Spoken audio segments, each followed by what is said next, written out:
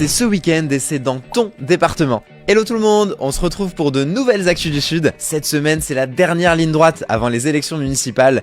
Mais avant ça, l'arrivée du Paris-Nice, c'est ce week-end et c'est dans ton département. Les 14 et 15 mars, la célèbre course cycliste Paris-Nice, surnommée la course au soleil, se conclut sur la Côte d'Azur.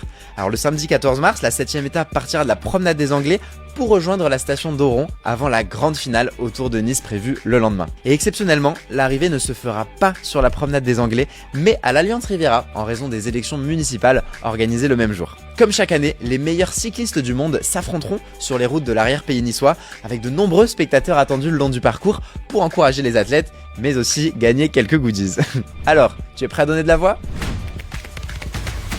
Le 17 mars approche et qui dit 17 mars dit Saint Patrick's Day. Cette fête venue d'Irlande par le monde de verre.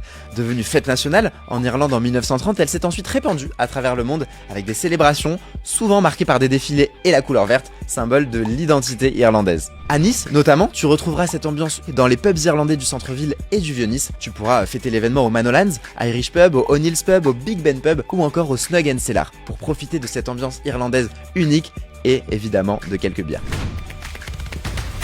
Les élections municipales auront lieu les dimanches 15 et 22 mars. Alors je t'explique rapidement comment ça marche.